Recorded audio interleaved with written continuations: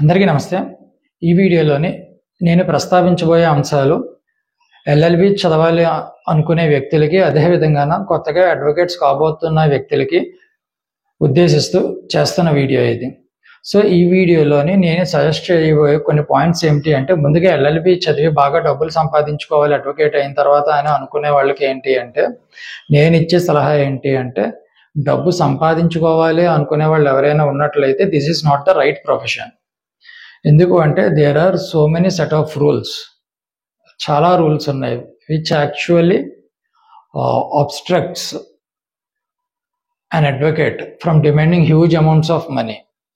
అదేవిధంగా నా మరొక సజెషన్ ఏంటి అంటే, ఒకవేళ సరే ఏది కాదు, నేను ప్రాక్టీస్ చేస్తాను, నేను డబ్బు సంపాదిస్తాను, నేను పేరు సంపాదిస్తాను, నాకు పేరు కావాలి, నేను జడ్జి అవుతాను, ఇలాంటి ఆస్పిరెంట్స్ లేదు అంటే కనుక, ఇలాంటి ఆస్పిరేషన్స్ ఉన్న వ్యక్తులు ఎవరైతే ఉంటారో వాళ్ళకి నేను ఇచ్చే సలహా ఏమిటి అంటే, మీరు ఎల్ఎల్బి కోర్స్ చదువుతున్న సమయంలోనే ఒక మంచి సీనియర్ని వెతుక్కొని మీ ఎల్ఎల్బి కోర్సులోని మీ కాలేజ్ అవర్స్ అయిన తర్వాత వాళ్ళ దగ్గర చేరి వర్క్ చేయండి.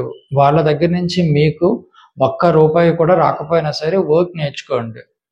మీరు ఎల్ఎల్బి చదువు కంప్లీట్ అయ్యి బయటకు వచ్చి అడ్వకేట్గా ఎన్రోల్ అయిన తర్వాత అది మీకు చాలా హెల్ప్ఫుల్గా ఉంటుంది. ఒకవేళ ఎల్ఎల్బి చదువుతుండగా మిమ్మల్ని ఎవరు చేర్చుకోలేదు, మీకు ఏ సీనియర్ అడ్వకేట్తోని పనిచేసే అవకాశం మీకు దొరకలేదు అయితే, వన్స్ మీరు అడ్వకేట్గా ఎన్రోల్ అయిన తర్వాత ఇమ్మీడియట్గా సీనియర్ అడ్వకేట్ని చూసుకొని వాళ్ళ ఆఫీస్లో జాయిన్ అయ్యి వర్క్ అయితే నేర్చుకోండి. Clerical work, filing, cases filing, petitions తయారు చేయడం, డ్రాఫ్ట్ చేయడం. అఫ్ కోర్స్ ఇప్పుడు ఏఐ వచ్చి డ్రాఫ్టింగ్ అన్నది కొంతవరకు అయితే ఈజీ అయింది, కానీ ఏ విధంగా చెక్ చేసుకోవాలి, ఏ విధంగా మన డ్రాఫ్టింగ్ ఉంటే ఒక ఇంప్రెసివ్ మేనర్లో ఉంటుంది అన్నది నేర్చుకోవాలంటే మీరు సీనియర్ దగ్గరే నేర్చుకోగలరు. అదేవిధంగా ఇంకొకటి ఏంటి అంటే, నోటరీ పెట్టుకొనైనా సంపాదించవచ్చు అని కొన్ని మందికి ఒక ఇది ఉంటుంది. It is all misunderstanding. Notary is not an easy thing. నోటరీకి చాలా ఖర్చు అవుతుంది. దట్టు మీరు ఒక స్టాండింగ్ ప్రాక్టీస్ 10 సంవత్సరాలు దాటి ఉంటేనే దానికి ఎలిజిబుల్ అవుతారు.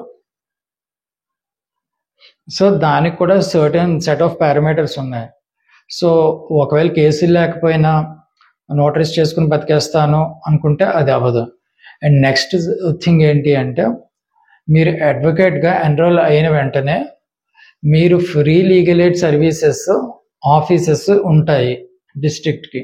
సో వాటికి వెళ్ళి వాటిలోని ఎన్రోల్ కండి. అదేవిధంగా ప్రోబోనో సర్వీసెస్ ఉంటుంది, అందులో కూడా ఎన్రోల్ కండి. సో దీని ద్వారా ఏంటి అంటే, మీరు అడ్వకేట్ కాగానే ఎవరు కూడా మీ దగ్గరికి వచ్చి కేసెస్ ఇచ్చేయరు. సో ఈ ఫ్రీ లీగల్ ఎయిడ్ సర్వీసెస్ అదేవిధంగా ప్రోబోనో సర్వీసెస్లో ఎన్రోల్ అవ్వడం ద్వారా మీకు ఏదో ఒక కేసు వచ్చే అవకాశం కూడా ఉంటుంది. సో మిమ్మల్ని మీరు నిరూపించుకునే ఛాన్స్ కూడా వస్తుంది మీకు. సో ఈ వీడియోలో నేను ఇచ్చే కొన్ని సజెషన్స్ ఇవి. నచ్చినట్లయితే లైక్ చేయండి, కుదిరితే సబ్స్క్రైబ్, షేర్ చేయండి. Thank you.